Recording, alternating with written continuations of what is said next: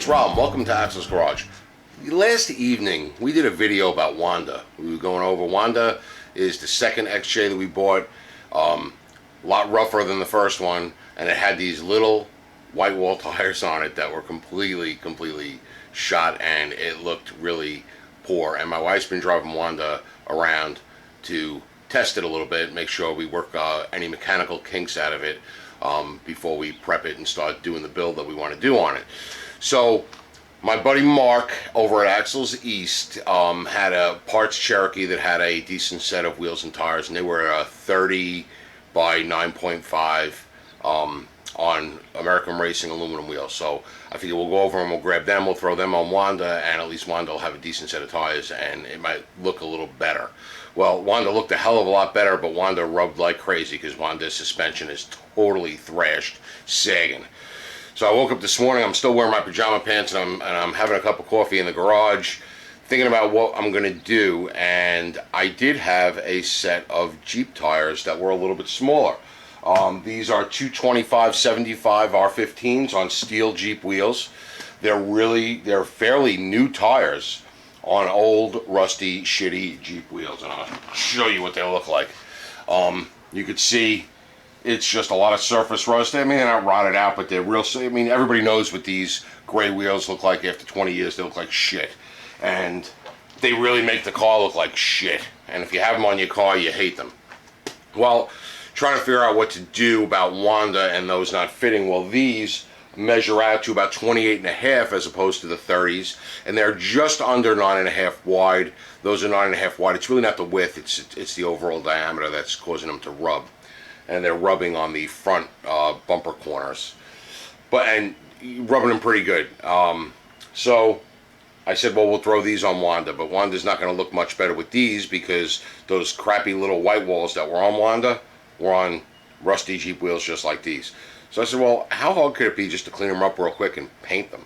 And on my shelf, I have some Eastwood's rust encapsulator. I have some black enamel spray paint. I have stuff to clean them. Figured, how hard could it be? Well, about an hour later, I got 3 wheels done already, and they were coming out so nice. I figured I'd fill you guys in on what I did, because this is like a Saturday. If you have these, spend a Saturday, and your Jeep will look 100 times better. Will it last? Well, it'll last for a little while. If you live in a salty environment, it probably won't last as long as somebody who's not, but it's going to look better, and it's going to last a little bit. The gloss might disappear after a while, and if you don't like the gloss and you paint it with flat, whatever. The more paint you put on, more coats, thin coats, not too thin, because then you don't get the true texture or gloss on the paint, whether it's a semi, a flat, or a gloss. So you have to put it on a decent amount. But your prep is key, and you could prep the crap out of them. I didn't prep the crap out of them. I prepped them a little bit. Good enough. As far as I'm concerned, it's good enough. It's going on a Jeep that we're driving around that's going to wind up getting wheels and tires and a lift kit and stuff like that. But this is going to look good, and I think it's absolutely good enough. So I'm going to take you along on the last one and show you how good these things actually come out. So these have been sitting out in the misty rain. It's the last one, and the first thing I'm going to do is soak the wheel, not the tire down, just the wheel down, and I'm going to soak it down really good. And I use this. It's Tough Stuff. It's a multi-purpose foam cleaner. I use it for everything. I use it on wheels, on tires. I use it on carpet and upholstery in the vehicles. I use it on carpet and upholstery in the house when we get a stain on the carpet or a stain on the upholstery. I've even used it in the bathroom shower stall to clean in there too. It's great stuff. I buy it by the case on Amazon. I'll link it in the description below. I really like it. It smells good. If you buy a used car and it's a real stinky car, and you shampoo the carpets and the seats with that stuff, the car smells real nice. So that's our first step.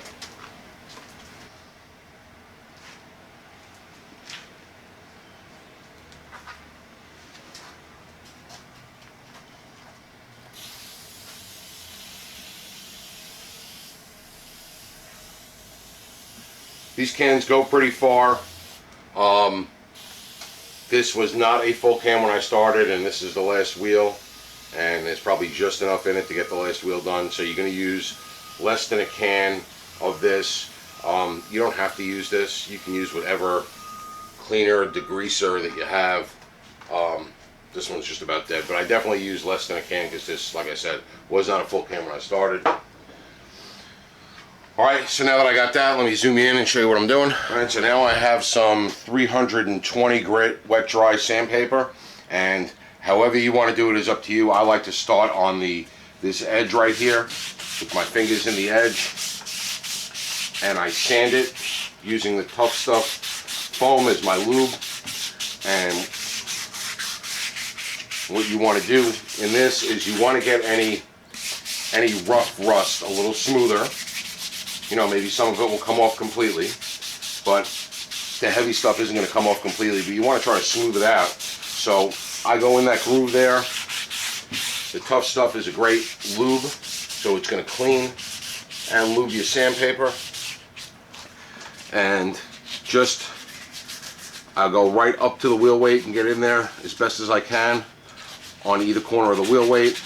Get the top of the wheel weight, sides of the wheel weight, and then I'm going to work on this section here, and I go around, and you could do this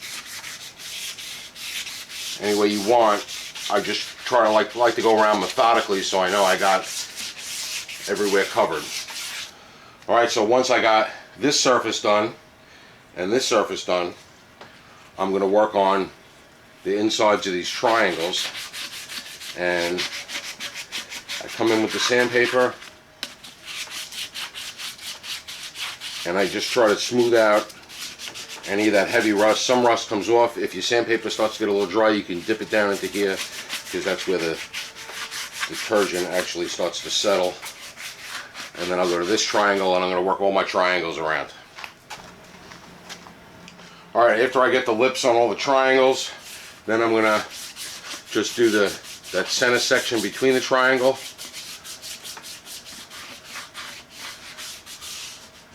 And just go from one to the other. Again, if it starts to dry out a little bit, you could add a little more cleaner, or you could just come down in the middle here and dip it.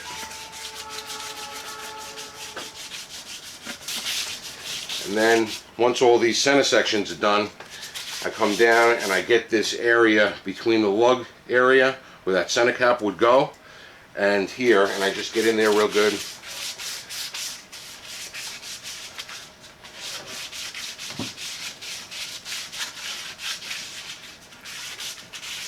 Going all the way around.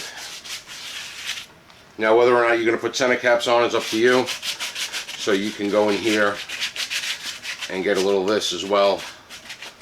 The more time you spend doing this, the better your finished product is going to come out. I'm doing it so that it's just good enough. Good enough for me. It's good enough for me. And now what I'm doing with the sandpaper is I'm coming in here and I'm trying to get this outside lip where it meets the tire. Now one thing about doing this, if you're painting it black, it's relatively easy. If you want to paint this silver again, then it's a little more difficult because your taping step is going to have to be a lot more particular. And I'll show you that when we get to it. But I didn't even spend 10 minutes here cleaning this off. Make sure you get around the valve stem. Alright, and then I just take a rag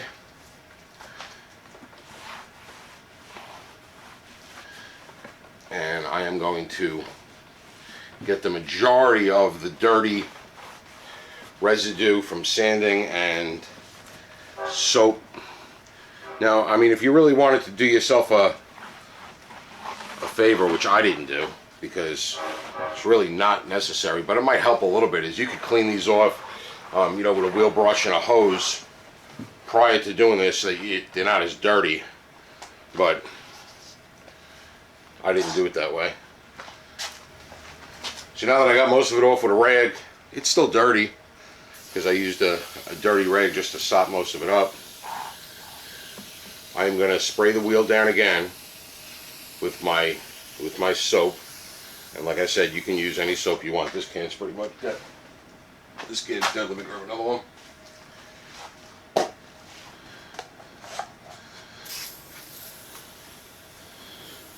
Alright, so I'm going to spray it down again with soap. This time I am going to get the sidewall, at least half of the sidewall of the tire.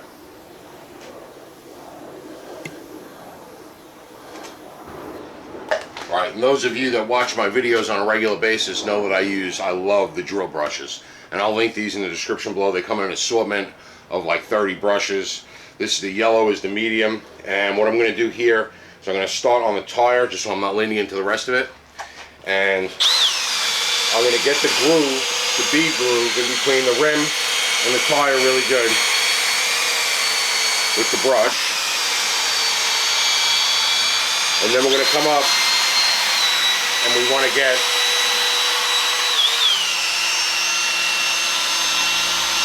the tire about halfway, and there is a reason for that, and I'll explain it in the next step. And then we're going to come down on the rim. I'm going to get by the wheel weight really good. And I'm going to go over the whole rim with this to get it good and clean.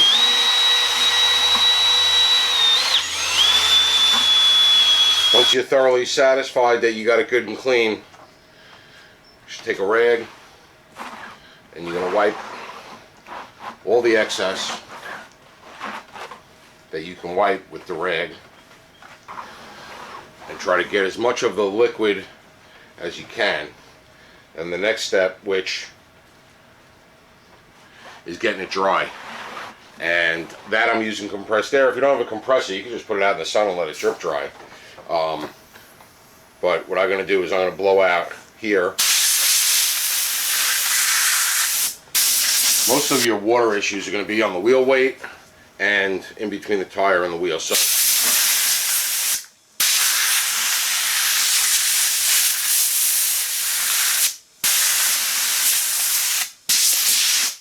it's sprayed out real good, wiping up.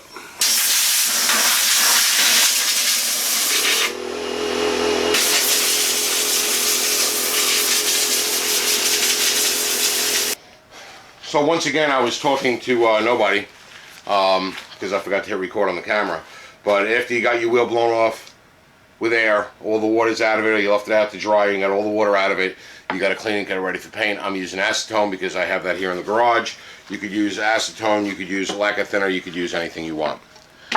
So I'm using a paper towel, you could use a rag, it doesn't matter, and you're going to clean every spot on the wheel. I already did it off camera because I thought I hit record, but you're going to clean it with acetone, constantly changing your towel will get black, and then you're going to take acetone on the wet paper towel or rag, and you're going to clean the side of your wheel. You want to clean about halfway up the side of the wheel.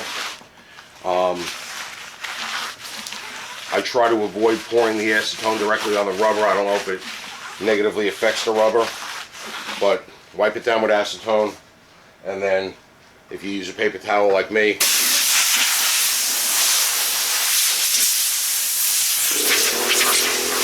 alright, so after you're cleaning with the acetone, blow it, all the chunks of paper towel that might have disintegrated if you used a rag, no big deal, but I give it another blow, make sure it's good and dry. Here's the most critical step. Like I said, if you're painting black, taping the wheel off doesn't have to be that exact. If you're painting another color, you got to get a little crazy with it. They do sell things that you can put around a 15 or 16 or 17 inch wheel to the masking plates, to like thin metal or plastic plates. But you could do it with tape. That's why we clean the tire halfway up with the acetone. But the tape still isn't going to stick to the tire until we let that acetone flash for some reason. So now's a good time to go have a cup of coffee, watch a YouTube video, and let the acetone flash so that the tape will stick to the tire, and we will show you the next step. After about 10 minutes, I'm using regular blue tape. You can use masking tape, you could use duct tape, you could use whatever you want. Try to get it in the seam as close as you can, and then I just keep sort of folding and twisting to give you a better angle. what I'm doing is I'll come get it in,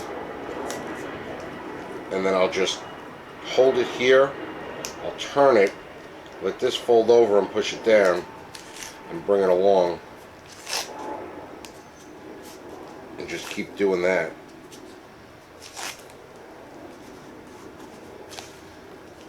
Making sure to push it down and get it as tight to where the wheel meets the tire. Like I said, if you paint in black and you get a little black paint on the tire over here, nobody's ever going to notice. And if you get a little overspray up here, nobody's ever going to notice, as long as you don't put it heavy. If you paint in a different color, then you gotta spend a lot more time masking and get it in there good and tight. But you needed to wait that 10 minutes for whatever reason for the acetone to completely dry for the tape to stick, otherwise the tape won't stick. Like a spot like this, I'll just put a straight piece and then come in with another straight piece.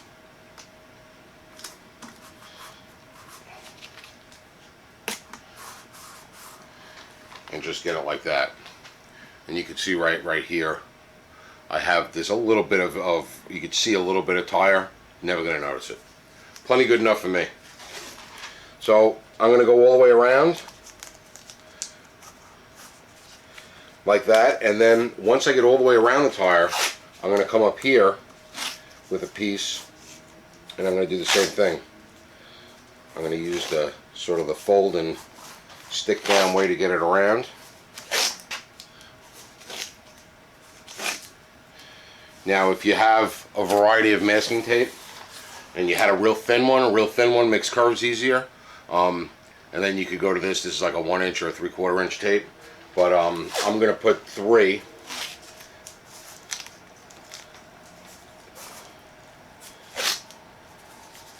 going all the way across, and about that wide is plenty if you're careful with the spray paint. You're not going to get really anything on your tires other than a little light overspray, which, like I said, if it's black, no big deal. If you're trying to paint these silver again, then you need to go and cover the tire completely, because the silver overspray is going to show like crazy. So I'll finish taping this and then be right back with you. Alright, if you got a spot that's not sticking down, or you got a spot like right here where there's a little tire poking through, just put another piece of tape on. Alright, this is starting to lift a little bit, so go around with another piece.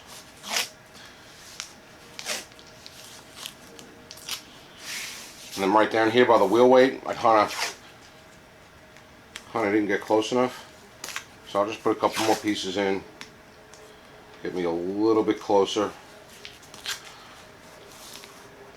If you want to run a little plastic trim tool or something in there to get the tape down real tight to the tire, if it's lifting and hitting the wheel, you can do that. So now you got this taped off. I didn't touch the wheel, so I don't have any waxes for my hands on the wheel. If you did touch the wheel, you could give the wheel another quick wipe with acetone. Just try not to get the acetone on the tape and the tire, because that'll make it come apart. Now for painting, I like to get it down on a bit of a 45. I like to either put it so that it's completely upright, or even like this, hanging off the end of my bench here on a 45 is fine, so that you can paint at completely, I guess that's perpendicular. Right, perpendicular. So now, the first step, I'm going to use Eastwood's Rust Encapsulator, and this does not need to go on heavy. It's just some light dust coats. You want to cover it. Just remember one thing when using this: the more you cover, meaning the heavier of a coat that you put on, the more it's going to stop your top coat from glossing for whatever reason. So you can cover it completely, put a nice coat of this on. You can dust it. I do a little bit of like a heavy dusting usually. And what this is going to slow the rust from coming back through. It's not going to stop it completely. It's going to slow it. I like the product. It's going to make your paint job last a little bit longer. You don't have to use it. You could prime it. You could just paint it. Like I said, I have it. I would have done this job if I didn't have it and just used paint.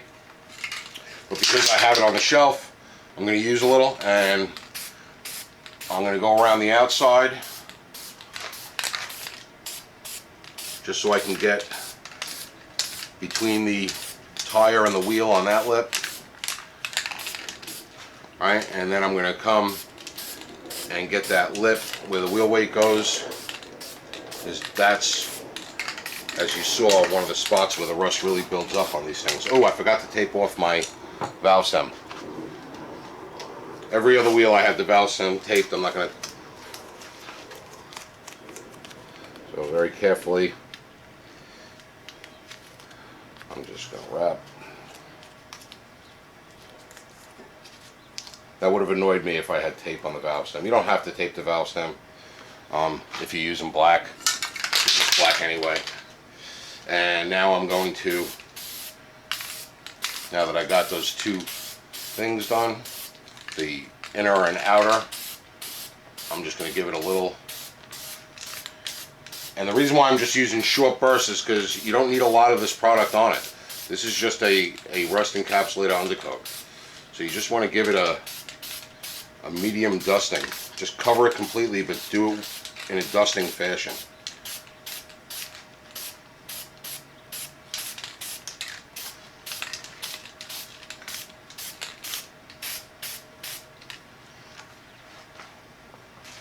Now this does need to flash.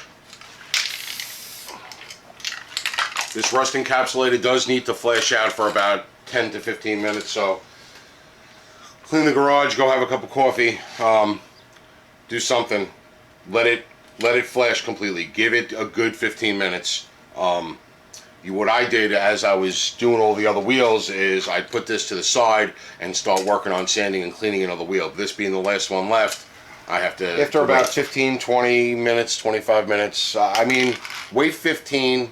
I wouldn't wait more than 30, so somewhere between 15 and 25. Don't do it less than 15 with the rust encapsulator. It's just been my experience that less than 15, if you're putting a gloss coat on it, it takes the gloss out of it for whatever reason. So now, I'm less than 30 minutes. Like I said, I'm realistically about 20 minutes. It's flashed off. I don't see any bits of gloss left from the rust encapsulator. I'm using a gloss enamel. I'm just using plastic coat, gloss black enamel, because I had it on the shelf. You can use whatever paint you want. You can use a chassis black for a little more durability. But what I'm going to do now is I'm going to put a light coat, real light coat, that's going to tie in this paint with the rust encapsulator. You want that to bond together. Rust encapsulator is bonded to the wheel. This is going to bond to the rust encapsulator. So just a light coat. And again, I'll do the same thing. I'm going to go around the outside edge. So I get that. Then I'm going to go around the inside edge. And then I'm just going to cover everything inside the wheel. If you heard that, that's the bulldog hacking.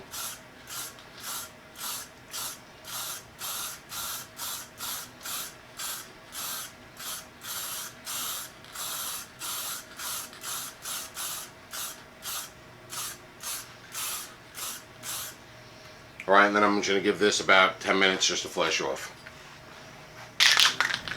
So after about a 10-minute flash off, we're going to come in with a heavier coat. Something that I have noticed doing these, like anything else, just get in and make sure you get in all those triangles. Sometimes turning the wheel 90 degrees or 180 degrees during the process might help a little bit. But if you're real careful, you should be able to get in all these. This is a pretty simple wheel to do.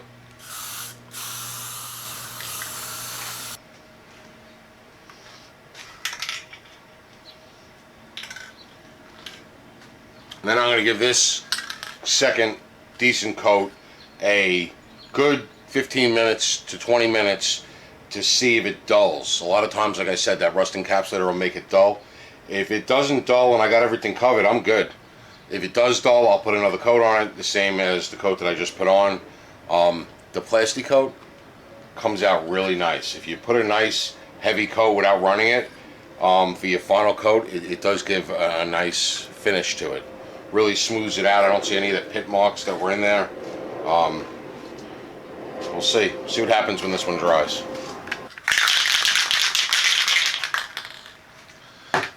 Alright, they did not flatten out the way one of the wheels did because of that rust encapsulator.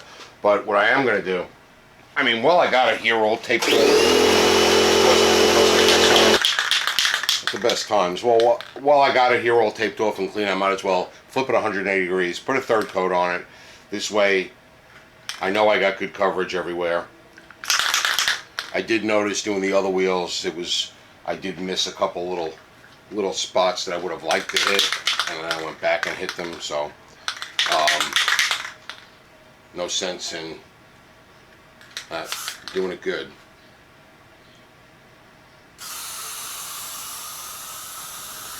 This wheel's looking pretty good, and the rest of them look pretty similar.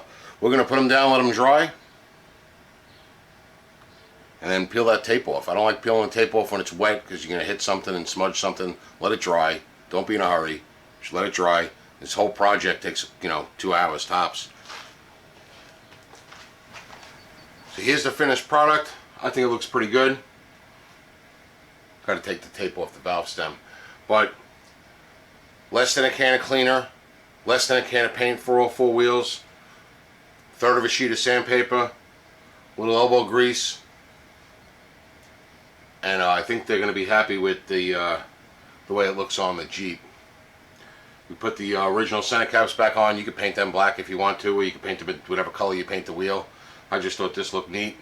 If they hate it, I'll paint them black. I don't care. But quick video, something anybody could do at home on a Saturday afternoon, and really give an old Jeep a little new life to the way it looks with those cruddy steel wheels looking nice again. Hope you enjoyed the video. Let me know in the comments below what you think, and as always, thanks for watching.